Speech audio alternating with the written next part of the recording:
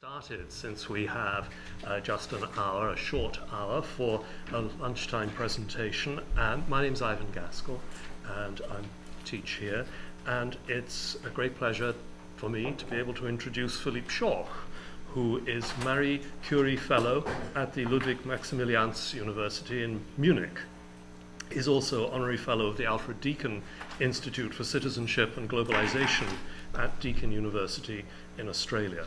Now, Philipp completed his PhD in 2011 with the Museum and Heritage Studies program at the Victoria University of Wellington in Aotearoa, New Zealand. After holding postdoctoral fellowships at Deakin and the Institute for Advanced Study at the Georg August University in Göttingen, which is where we met, he moved to the Department of Social and Cultural Anthropology at the Ludwig-Maximilians-University. His research interests are in museums, material culture and history, Europe and the Pacific, and collaborations with indigenous scholars. The ongoing project Assembling the Trans-Pacific Indigenous Curatorial Practices, Material Cultures and Source Communities involves a multi-sited collaborative ethnographic investigation of contemporary indigenous curatorial practices in 3 Pacific museums in Hawaii, Aotearoa, New Zealand, and Rapa Nui. He's contributed to various edited collections and journals and is co-editing with Eveline Dürr the forthcoming volume Trans-Pacific Americas, Encounters and Engagements Between the Americas and the South Pacific, and with Conal McCarthy, Curatopia, Museums and the Future of Curatorship, which I'm really looking forward to reading. I'd love to know what the future of curatorship is. So it's a great pleasure that Philipp is here on a visit for meetings, and he will also be taking part in the panel this afternoon, later this afternoon. But now he's going to talk about for me, slightly enigmatic title here, Mapping Metcon. I hope I pronounced that correctly. Well, yeah, I couldn't pronounce it better, being a non-native English speaker. Thank you very much.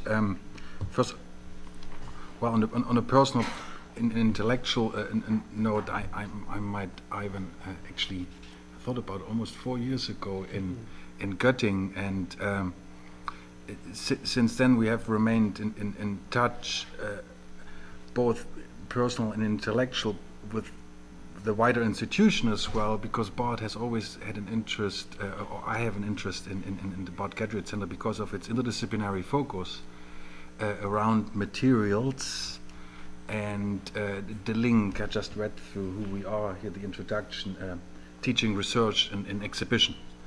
And that the project I'm referring to here has been a 3-stage project of 1.5 years called Connecting Materialities, Material Connectivities, and the short version is Metcon, and I left it deliberately. You know, it's supposed to be sexy what we do in a certain sense as well. And what I'm trying to do here is just really to reveal the process of a research initiative around connecting materialities, material connectivities. I think that's too seldomly done in both in museums and in academia, where the end product seems to be more important, which I find strange, because the intellectual journey, the pathway, the process, to me is what really sends you in unexpected directions. And the second point here, it has been a profoundly collective exercise. The notion of meeting of minds. We talk a lot about collaboration, but here we really try to get it to the level of conscious methodological exercise. And that project would never have ended up the way where it ended up if it was just conducted by myself. So what I'm doing here is I have been developing it with Martin Sachse, which is a colleague of mine at the LMU Munich. So I'm almost speaking through our joint journey. And last point before I start is that we engaged with exhibitionary or curatorial tactics and techniques as a method throughout the process, as we shall see in a minute.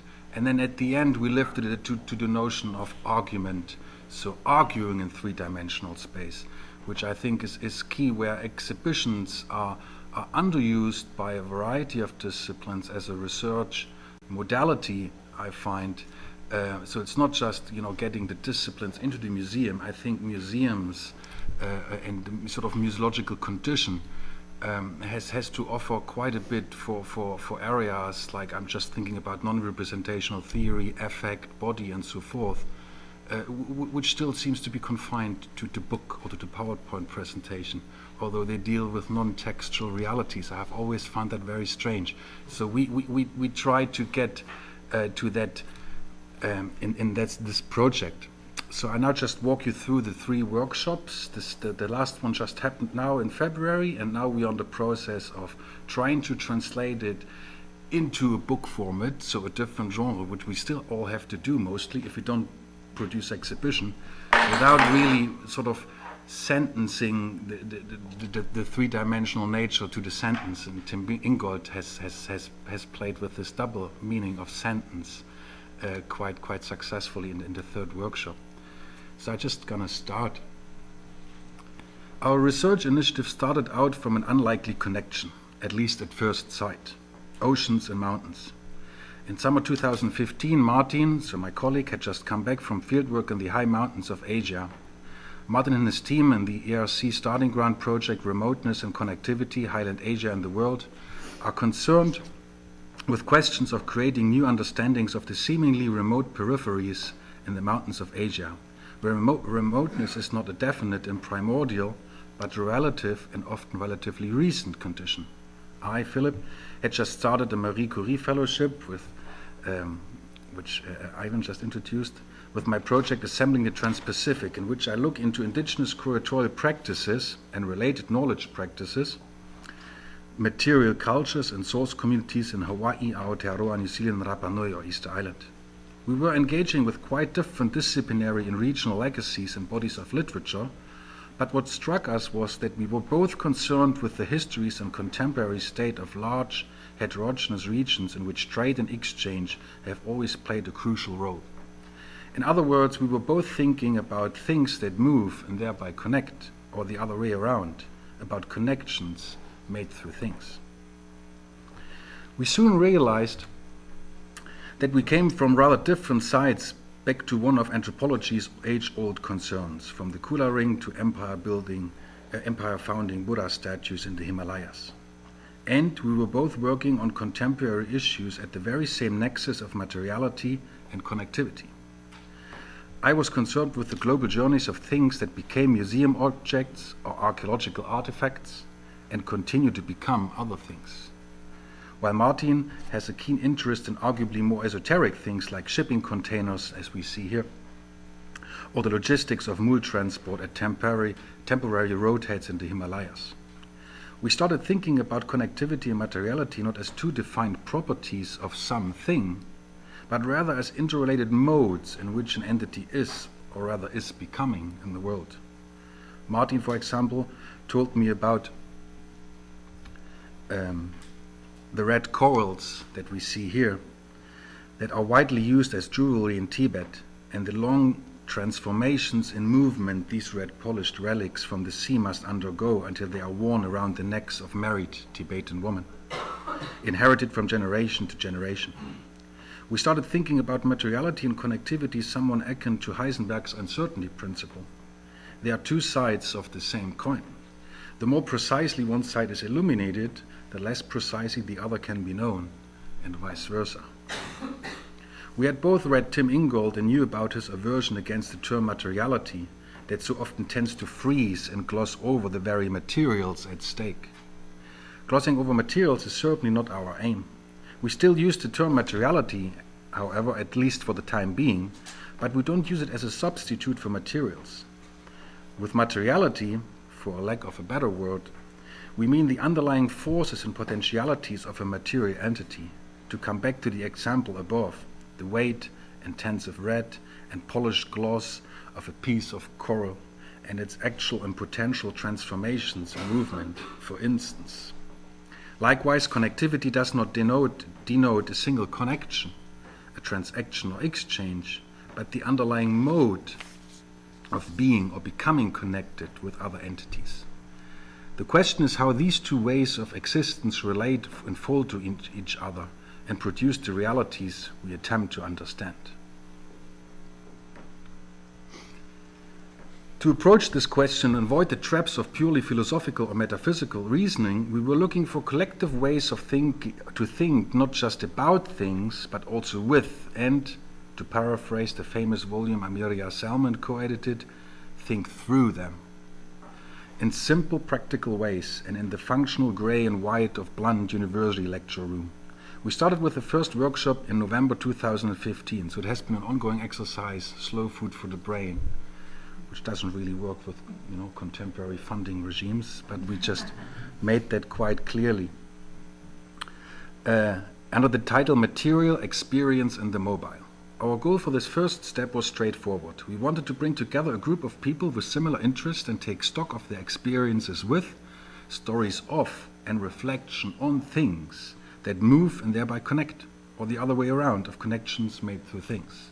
The method and mode employed towards this end was decisively simple, and that was key throughout the 1.5 years. Sometimes we just sort of departed into the complex, as we always do, because we think complex, but we always came back to methodologically remain very, very simple. It's just a picture of mine because I wasn't taken. It's not a self-promotion exercise. Each participant prepared 3 to 4 little interventions, anecdote of things experienced, conceptual insights, questions, puzzles. For each of these interventions, the participant had to bring a material thing, an object, a printed photograph, a letter, etc. These things would then be laid out one by one together with their stories so that we would be able to see relations between these storied things. So the first workshop was storied things. In other words, we were putting things on the table, metaphorically as well as physically, in order to create an assemblage of materials, field experiences, concepts, theories, and histories. We had prepared a large table with a neutral background as intellectual playing field, and we were excited but also utterly nervous to see whatever this game would be fun playing and lead us somewhere. We had installed a time-lapse camera on top of the table and recorded the 8 hours of discussions during the workshop. To get an idea, I'm going to show you this time-lapse video now and read the workshop summary that we compiled afterwards. The workshop was structured in 4 sessions. What follows is a brief summary of the threads of thought developed together. And now technology.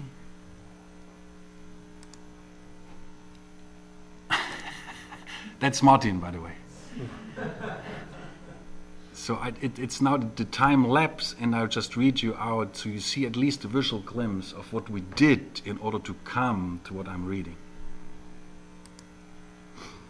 We started off in a quite conventional way. 3 Barbie orishas from Cuba, a fridge magnet displaying Rio's favelas as style, and a traditional Hunza wallet made in China, and 2 wooden Y figurines from Rapa Nui or Easter Island, which we all know despite not having been there. Led us to the simple acknowledgement that things that travel have meaning attached to them. They materialize concepts, or in other words, they represent, somewhat stubbornly, despite all our reservations against concepts of representation. Then a Russian doll bought on a flea market in Munich, familiar to each and everybody, but strangely devoid of culture and Russianness, brought us to the particular kind of experience some things afford. In the case of the Russian doll, taking it apart, putting it together, the smell of the wood, etc. In the case of the 2 matracas or rattles from Bolivia, one in the form of a miniature washing machine, they represent, yet their sound in use and communal rituals is what makes them also doing. Engagement or experience and meaning aggregate in things, so to say. We noted that this aggregation of meaning and engagement is sometimes more stable or sticky, and sometimes more slippery, whereby stickiness is often an earmark of exoticism, while the continuously transforming Barbie orishas resist and remain slippery. That is pretty much now the stop of the first session. The second session began with the story of a Bolivian trader in a free trade zone in Chile buying game consoles and looking for intact cardboard boxes that still feature the full address of the producer in Taiwan. He succeeds, flies to Taiwan, and starts building his business network. A photo of 2 containers in the highlands of Kyrgyzstan took this lead and triggered a reflection on packaging. Many things that move do so in association with some form of container. Oftentimes, packaging makes a thing a commodity, and unpacking it turns it again into a singularity. We noted that such associations of things as vessels and payload are frequently involved in bringing them from A to B, as well as in the practices of attaching meaning to them. The Barbies are only orishas once they are filled and consecrated, for example. Rather than materializing concepts, as we somewhat reluctantly put it in the first session, they can be mobilized or activated as vessels or payloads in a particular practice of exchange. The result of this mobilization are traces in time and space. Consider the scars on a body or on a landscape, or the genealogical connections enacted through materialized ancestors. And brief, and the other way around, we realize that tracings are often the result of processes of engaging, of mobilizing or activating things as vessels or payloads. Session 3. The third session set out with things that create a particular social aesthetics or atmosphere. An image of a kindergarten in Tajikistan in a Chinese red scarf made us reflect on the potency of things to afford a particular environment that shapes experience. The St. Children's song, for example, in which the day started in the GDR, where I grew up, as well as in Tajikistan, for example. Signboards and posters of Khomeini and Kargil, an assortment of things found in a coat pocket after days in a forest kindergarten in Munich, led us to the question how to think about the ways in which things are mobilized to create such environments. Is it ideology, or in the case of the forest kindergarten, ideological non-ideology, that leads human actors to use things to create particular social aesthetics or atmospheres? Or in other words, is it human experience invested in the selection and use of things that render ideology into palpable experience?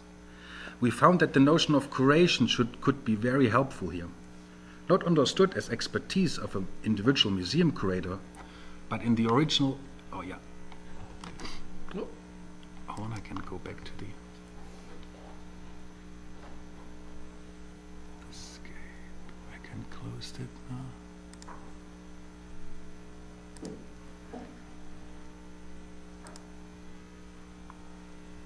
Okay, I need to get back because that's a key point here for the project. We found that the notion of curation could be very helpful here. Not understood as expertise of an individual museum curator, but it's in its original meaning of curare, to heal.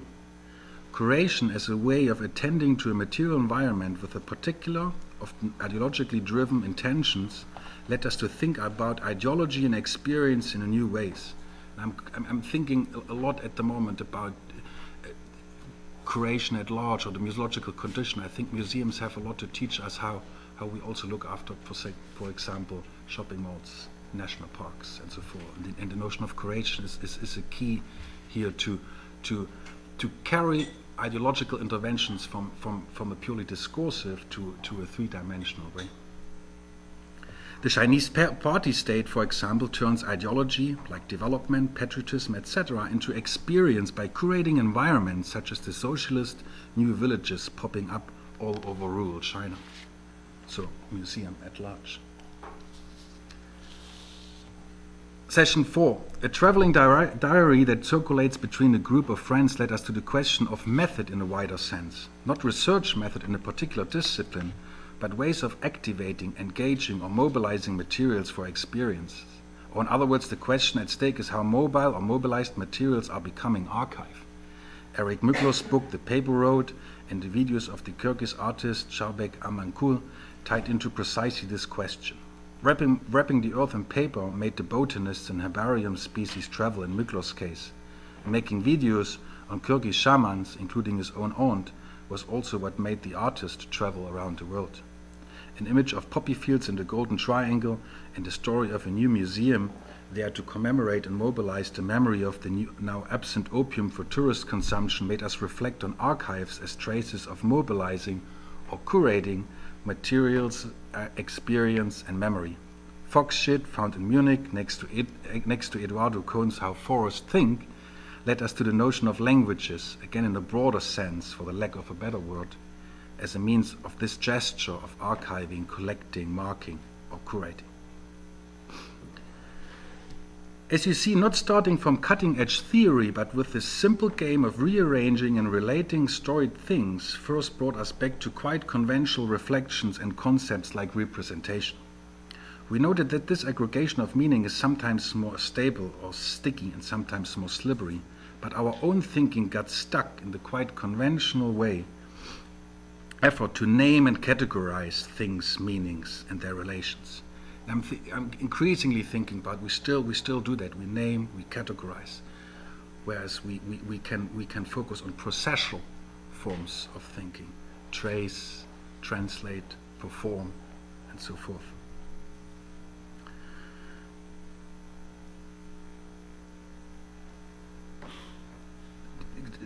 Our conventional effort to name and categorize things, meanings, and their relations. It took this feeling of getting stuck, however, to travel back to the original ambition of Metcon, which takes connectivity and materiality not as defined properties of something, but as two interrelated modes in which an entity is, or rather is, becoming in a world. We literally went back after the first session, after an hour, to what we actually tried to do. Then, however, quite a few interesting new ideas emerged from the workshop. We made some headway towards addressing this initial question by digging deeper into the process of material becoming. That's key. In the course of our discussion, it became clear that things can be understood as vessels which become mobilized, demobilized, activated, deactivated, and enacted or reenacted through particular practices of exchange, leaving traces in time and space. While we could not quite grasp where the vessels came from and where the traces lead to, we still discerned a tripartite relationship of material becoming through the trajectory from vessel, through reenactment, to trace. At this stage, however, it remained open how the process of demobilization or deactivation might be instantiated. While we were able to observe material vessels and their physical traces, we still had to zoom in on the underlying forces, modes, and potentialities. At this point, the notion of curation emerged as an enlightening lens, not as the expertise again of an individual curator, but closer to its original meaning of curare, although in a broad and yet specific sense of attending to or taking care of material environments. Curation facilitates the reenactment of vessels and their traces, thus underpinning the tripartite relationship of material becoming. Curation then functions as a method, again in a broader yet specific sense, which is often ideologically driven and activates, deactivates, engages, re-engages, mobilizes, demobilizes materials for experience in relation to and in dialogue with environments. The table as two-dimensional playing field also had its limits, and thus for Metcon 2, titled Materials, Environments, and Curatorial Interventions. So what we did after the first session, we got all participants to write down their note. Then Martin and I drew together the note, used the lens of curation emerging through collective thinking, then proposed it in the next abstract for Metcon 2. So it was systematically a collective exercise. No one even thought about curation before we started Metcon 1. And I'm actually the only one of the entire team of 10 people working with museums. So we called the second workshop Materials, Environments, and Curatorial Interventions, because those three terms really emerged through the first session. And conducted in July 2016, we tried a new format that would allow us to think through things three-dimensionally and through the conceptual lens of curatorial impulses, gestures, and interventions. Again, we sought to employ a method that was as simple as in the previous workshop. This time, rather than putting things on the table, we decided to hang them to a sort of ceiling. Hanging requires hooks, and that is, again metaphorically as well as physically, what we aimed to do. We were looking for hooks to reposition thing stories. So this time not a storied thing, but a thing story consisting of several things. We invited larger interventions, each focusing on a thing story rather than several storied things, which could ideally consist, however, of several things, objects, printed photographs, letters, etc., that could be hooked to the ceiling and tell aspects or parts of the story at stake. We choose an old factory hall to build the necessary infrastructure for this intellectual playground, a wooden frame with a fishing net about 220 meters above ground. This let us walk the emerging landscape of thoughts and look for angles and perspectives on the unfolding thing stories and their connections. Again, we faced a number of problems that were, in hindsight, quite instructive. One was that many of us brought photos as part of their thing stories. Flat sheets with a dense front side and an empty back side. Hooked to the fishing net, they stubbornly started turning and showing us their backs. To talk about them, to keep them in view. So that's one of the ideas we play with at the moment, to keep things in view. We had to hold them. Keeping things in view then, to temporarily freeze them in their transformations and movement, we realized is one of the problems of our intellectual endeavor to think through Metcon. That shall now move. So that's how the playground then evolved. Also, we somewhat underestimated the industrial presence of the venue, which, whatever perspective one took, was always present in a way we had not foreseen.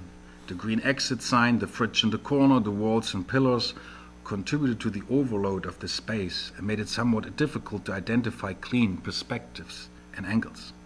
We learned firsthand the obvious, namely the importance of context, of the environment as a whole, for things stories. The suspended forest of things wouldn't let go of the environment we planted it into. Yes, the things are their stories when looking at them with a certain eyes. But Metcon emerges through the narrative force of material things and context as matters of degree. That's another idea we play with at the moment, matters of degree, in relation to each other, but also in the environment they make up together.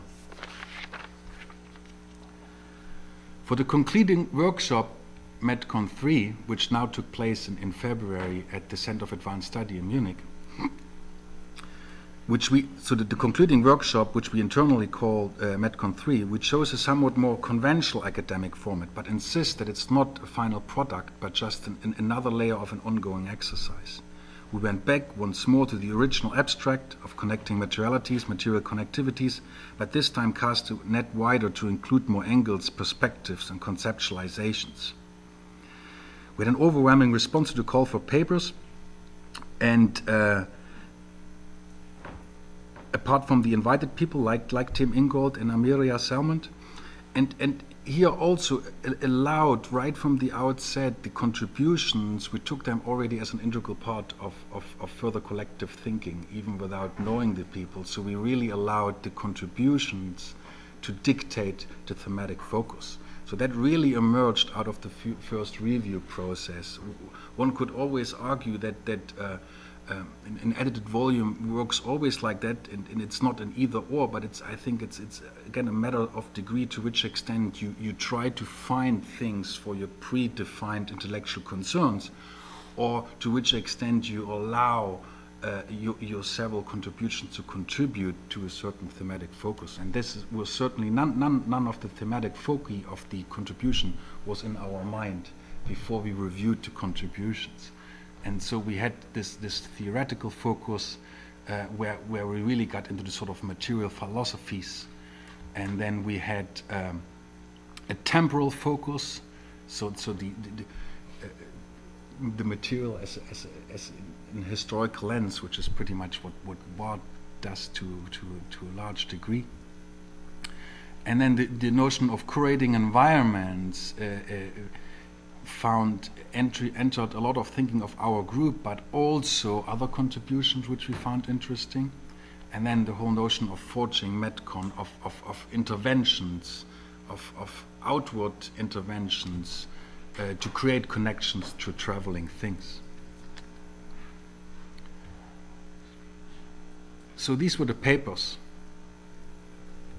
And then we had the interventions, which I talked before, which then these were all people of our teams. So we had some who opted for regular papers, and those 6 really lifted the game of methodological exploration to the notion of arguing in three-dimensional way. So making an argument through an exhibitionary intervention. They all grew out of the previous workshops. So the outcome of Metcon 2 were we called them artistic academic interventions as one word to get beyond the silly methodological disciplinary distinction or rigid separation between science versus art, to methodologically use certain interventions or techniques which are usually associated or more associated with the arts in a methodological and academic and scientific way. These artistic academic interventions straddle the boundaries between academia and the arts and blur and lift our three-dimensional thinking from methodological exploration to making arguments, thus adding another dimension to our ongoing debate. And these were the 6 interventions, and the cool thing was that we organized that workshop at the Center of Advanced Study in Munich, and we were allowed to turn the entire building into a Metcon space. So we had the presentations, the regular presentations in a more conventional format, and then we installed all those interventions in different parts of the building.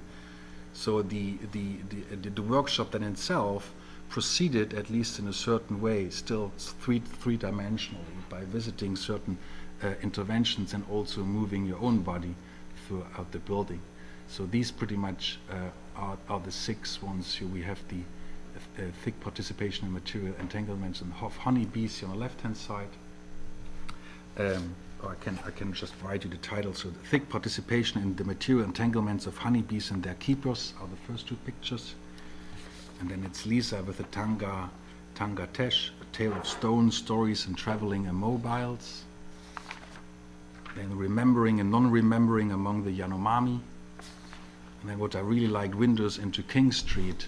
And it's a student of Tim Ingold, and he pretty much collected material residues of cars, of dust, of dirt in the street where he lived, and then just put that in there and sort of evaporated into the space. And the Barbie dolls I referred to at the beginnings, the next one on the left-hand side, invocating gods, Barbie dolls on Centurion altars. And then the last one, the 2 pictures on the right-hand side, interactive explorations around mobile phone connections in and to northern Pakistan, sort of arguing that mobile technology is the example par excellence for material connectivity. And that actually allowed to get in touch with one of Anna Maria's field workers or field supporters in Pakistan. That is pretty much where we are at. So it's the first time that I actually process it and articulate it. After that happened, it was overwhelmingly intense, the 3 days. And again, it was very frightening because all the people we invited, of course, weren't familiar to the same extent as we were for 1.5 years. And it worked brilliantly. After 3 days, when I concluded, I asked for more questions. I was none. We were all tired. It was really productive, really, really intense, and just showed to me that there is something about this sort of jargon of meeting of minds, of really forcing yourself to think collectively at the level of method, at the level of execution. And so when I'm back now from that trip early May, we will meet with all, on the one hand we plan with conventional book chapters, and our challenge will be within that team of those 6 people, we will have a session how we can translate that into a book format without, in Tim Ingold's words, sentencing it to the sentence. So still keeping the 3-dimensional dynamism in a book format. I mean, it can be linked, of course, to web pages and so forth, but we will have another collective exercise how we can make that happen. That's pretty much precisely why I'm with the project. Wow. Well, thank you very much.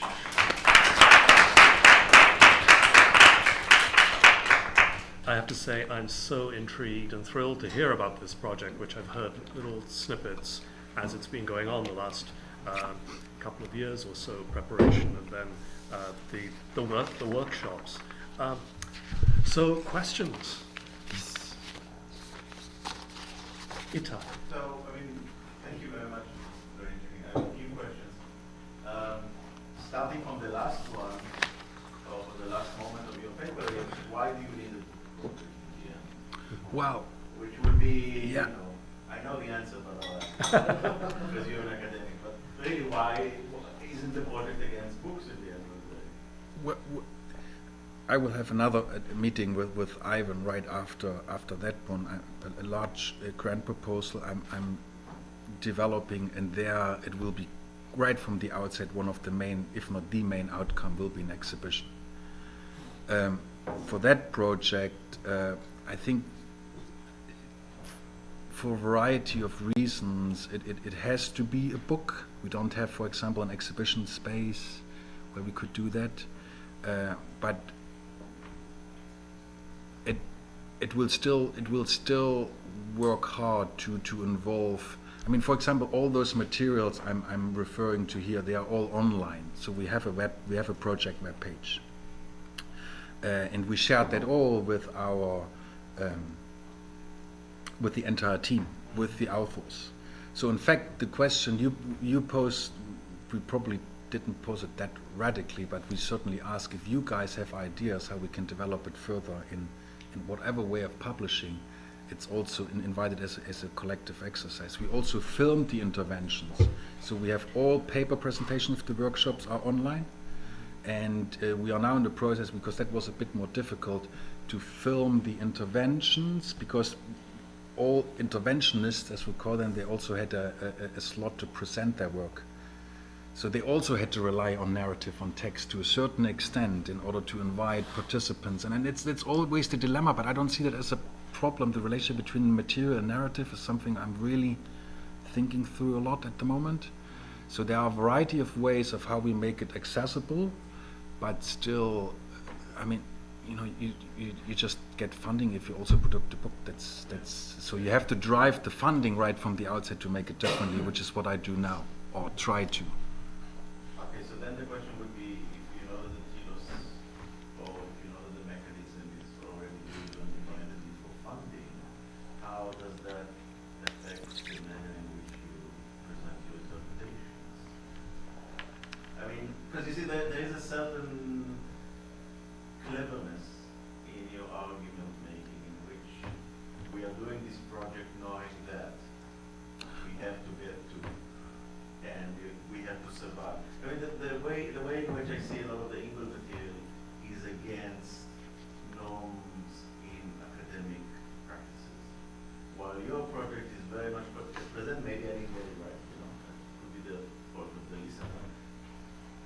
Is very much driven as a form of survivalism within a preset culture of academia. No, I would disagree completely, Okay. because you're just covering the very latest aspect, and even that aspect I completely see it as an intellectual concern. I mean, the entire ivory tower of non-representation versus representation. I mean, that's a purely, you could call it a purely intellectual distinction exercise, and it hasn't really produced, to me, you know, satisfactory outcomes. So when I meet with the team in May, it will be a purely intellectual concern. And in fact, when Martin and I, we had the idea to do something together, and once we had funding, we actually just went wild. So in that sense, totally capitalistic, because we could do. So, and we had the freedom to do something right from the outset over 1.5 years. It was clear to us we wanted to go slow food for the brain, as we called it in our first abstract. And we kept people warm all the time, but didn't overload them. You know, German ethnologists, as American anthropologists, they travel all over the world. So we offered them the lens now to revisit their particular research sites through the curatorial lens, for example, that allowed us to bring an investigation of a free trade zone in northern Chile, which is, you know, a curated environment, into dialogue with a kindergarten in Munich and a socialist village in China. And there was none of the steps we could ever plan. There's a built-in unpredictability. Totally. Totally. So I couldn't support what you said at all in that sense, because we just went for something we could never really grasp. Cool. I'm wondering if, thinking of the form of publication, and if we acknowledge the danger of the possibility that Itai raised, that an end can shape a process. Yeah. An end in view can shape a process, but that for various reasons you've evaded that, I wouldn't say avoided, but evaded it in certain ways. Might a digital publication with the possibility of links that are non-linear be something that would be suitable for you, and could that be accommodated within your grant structure?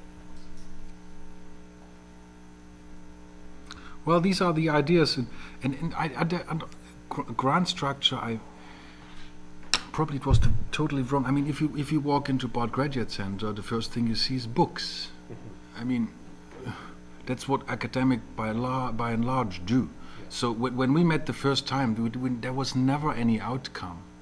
But clearly is with the grants we have that we don't have neither the money nor the space for an exhibition, for example. That's what I was getting at. So it was never really. I mean, Metcon has really almost nothing to do with the project, with the Curatopia volume, and with my other book I'm working. It was really, let's just take advantage of the fact that we have this connection. We started really with the ocean and mountains, and we haven't really got back to that yet. And unfortunately, in a sense, there were more people at Metcon at the conference working in the mountains than in the ocean. There was a Miria Salmon there. Mm-hmm. But it's still the broader sort of geographical comparison or dialogue, which we haven't really touched on, but it's still the Metcon lens still allowed us. I mean, if you look at that, I find this picture stunning.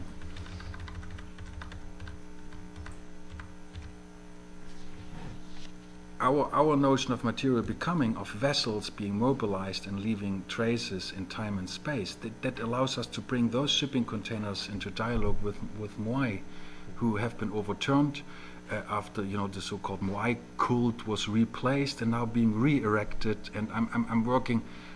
In fact, I've just finished a draft for a book chapter on curating an island, curing Rapa Nui. The entire island has been turned into a national monument, so technically and legally it is an open-air museum. And quite remarkably, you see museological practices actually intervening in order to reshape entire environments.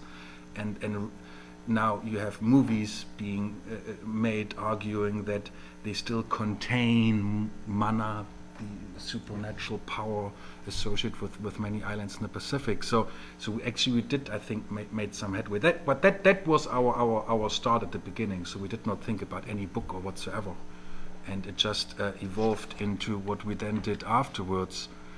And the other thing, which to me was really enlightening after Metcon 1, which was to me the first session was the most productive experience I've ever had intellectually. We really feared how the next one would be. And if you fear, you tend to complicate and you tend to the sort of push for novelty we all know in academia, and you think now you have to be, we thought about, cameras and whatever. And when we felt, okay, let's step back, the key was the simplicity, decisively simple. Let's just hang. And the cost for the entire project, I mean, a joke compared to major, grant exercises and so forth. It was just a table. In fact, the food was the most expensive, and Lisa, our own, very cooked it. So and with the hanging, pretty much the same. Again, a picture of me, but again, because just Martin took them. Very simple. We built that whole thing. So we went to the Baumarkt in German. How's it called? Department store. Yeah. So we built the whole thing, and it was very, very difficult because lightning. Then how do you take photographs? So we turn it around because you can't find a perfect space with limited resources. So that's why we were saying about the exit sign you see here, I think, and the fridge in the corner, and then hanging it up so it actually remains sort of solid without hanging too. So that was all part of the whole exercise, the doing, the practice behind research. And when we weren't sure what we get in terms of interventions to show then at Metcon 3, I always thought if we wouldn't have got 6 interventions, I would have liked to make the entire research process visible in one of those.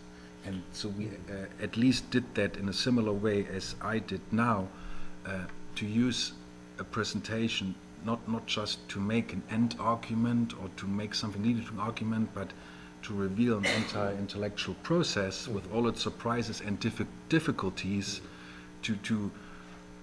I think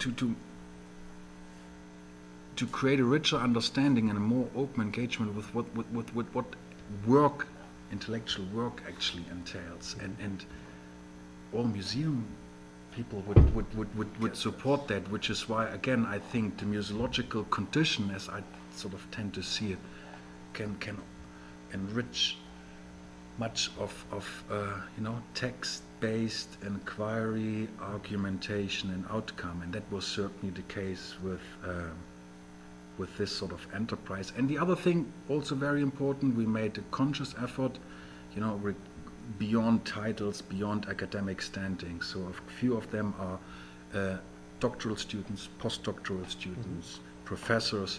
So we shaped that relationship around interest and thinking, and not status and so forth. So Lisa, for example, they are all. She finished her master. No, she hasn't even finished her master. She's remarkable. She's better read than I'm. Like, she's crazy in a certain sense. And Anna Maria just writes her PhD. So that was another very conscious decision how you shape research groups. Yeah. And I found that very, very enriching as well, which is underestimated. Again, do I get a grant and get just people to run the grant, or do I really develop something collectively right from the outset? And it seems to sound an obvious statement, but it's not. And that's very un-German. I mean, to obliterate status. Well, yeah. Really a German professor is still sort of the only aristocratic figure in Germany, and here it was again the first session. And Martin was really, because Martin ran the first one, I ran the second one, and he has a background in theater and so forth, so he's really good in staging, performing, managing. He was really nervous, and then we really got stuck the first session, and then we just kept on going for 6 hours in ways we would never have anticipated, none of us. So it was the term curatorship, no one had in mind around that table of 8 people. So it was and then people took it. Oh, I can do that to better understand Chinese interventions environment in the creation of new socialist villages, which literally pop up all over China. So again, a very intense and very enriching process. I do think that really sort of research team from different interdisciplinary angle, I think that's where academia should lead and will ultimately lead. Ellen? I guess I'm a little confused about it. Is it a closed loop? Is it only for the research group? How does it relate to the general public, or just the notion of I think it's a workshop. Yeah. just for that? Yeah, it's a group of, I think we were 10 over 1.5 years, and for the last one was an open workshop where we invited submissions and had a 3-day international workshop. But that's what you're talking about is precisely links to that comment here, which again, why I find museums or museum gestures and interventions so intriguing. Next time that project can be planned, as I try now with another project where you then actually have a more public outcome. Trying to figure out what the logical jump would be. How do you go from the professionals, whatever their status or level is, what the professionals or potential professionals, to how it would be transformed in a larger context? For public address. Well, I mean, you guys, you have the institute and a gallery. I mean, that's all you need in a sense. So, I mean, if I think, for example, about our volume Curatopia, I mean, Curatopia, it's a very sexy title also for an exhibition, and most contributors have worked in and with museums. It wouldn't cost that much. I mean, the whole notion of reflexive museology also to exhibit what you do. Yeah. And it has been around as an idea for such a long time, but it's so, you seldomly, science centers are much better. Right. Yeah. But, you know, history, philosophy is still just sort of God-eye stuff. No, but that's how we philosophized, right? We just Yeah, we look. that's how we Look started. on high. Put things on the table. Yeah. And I found that quite, and because we like to, our idea here was always what we had with Martin. Let's write a theory. I see that as that might be instrumental, but intellectually instrumental, because we had that ambition both, and so we like the notion, just like Tim Ingold, you know, empirically grounded theorizing. And it's always back, and Andrea Wittkamp, my mentor in Australia, was really good at that. Philipp, start with the thing. You know, once you just fly somewhere in terms of thinking, come back to the very concrete thing, and that has always a narrative quality. And it's again a very Ingoldian point, but I do think it's true, and it was certainly confirmed here. And that was, it's again what museums do. But it does raise the question, which I'm not going to raise because I'd like other people to, because I have about 103 questions already. But I won't bite my tongue. But it does raise a question which you alluded to and you mentioned in your presentation, which is what are the boundaries among things, and what are the boundaries between things and people? So I just mentioned that without inviting a response because I want to ask others for questions. Jessica. Yeah, so I would put myself more squarely in the museum people sort of side of this, and also as a conservator, I work hands-on with things. Is this really so novel for academics to actually touch things and put them somewhere and arrange them and interact with them? Because it seems like this is the first time that I didn't really gather the entire conversation of your research group that these people are handling objects as a part of the process of thinking, whereas for a conservator, I can't think without handling an object. Well, if you look at, I mean, I just got Nick Thomas a postscript for the museum as method for the Curatopia book. That argument is quite recent in the academic literature to consider curatorship as a method. It is. And so I think the key is here also on that modesty, this push for novel, like rather a gradual, first of all, a gradual form of knowledge production, you know, step-by-step nuances. And then also really, I had another project with an American archaeology where we called it critical curiosities, undisciplining knowledge practices. A lot of that stuff is actually what many people do at the level of instinct, of the level of intuition, or at the level of curiosity.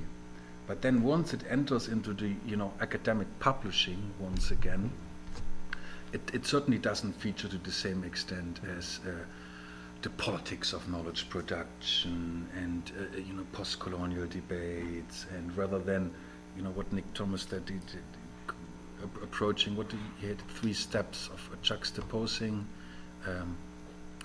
discovery, caption, juxtaposition as 3 steps of material-based knowledge production in considering the museum in general as a method.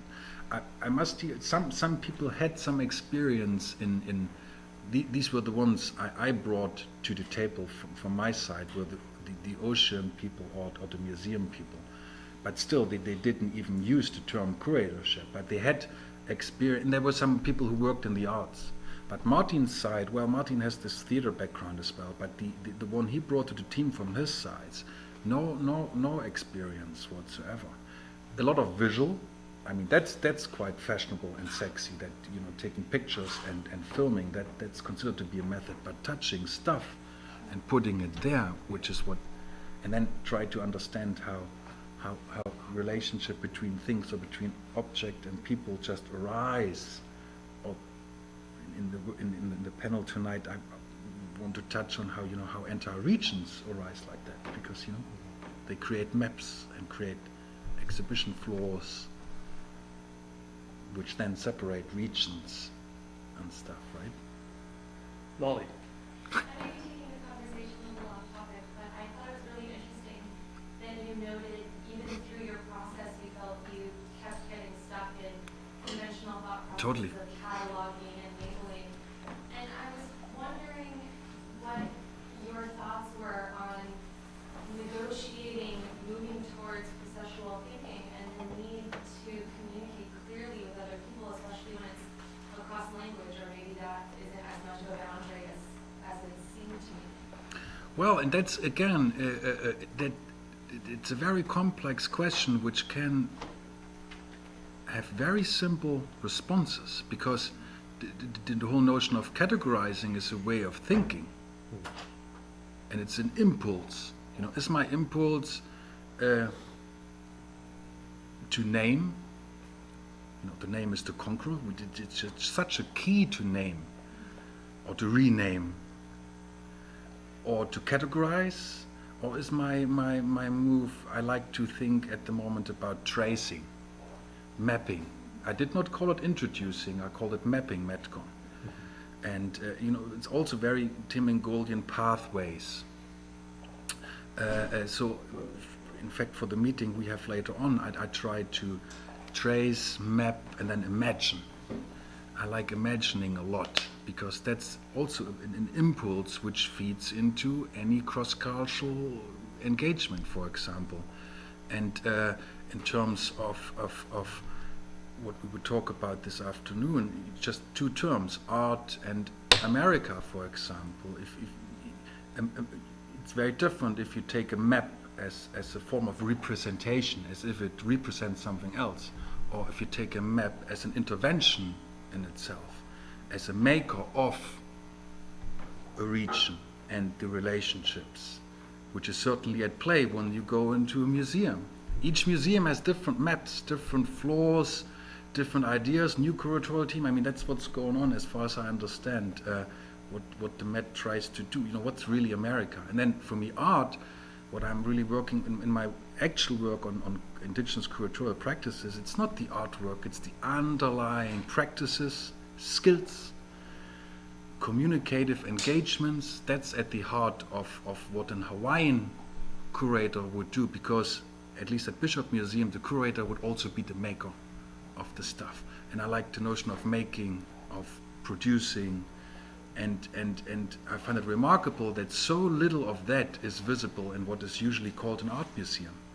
Because art to me, first and foremost, is an engagement with the world, and not an artwork to be categorized and labeled. That's part of the process, but not what is art, when is art, but that's all later.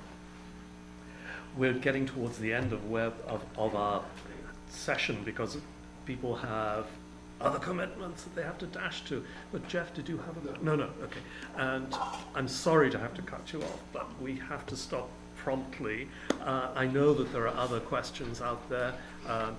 Philippe, are you happy to just hang out for a few moments while others who haven't been able in our official Totally. We still have time. We still have time. Totally. Good. Yes. So I'd like to invite everyone to thank Philipp Schorch for mapping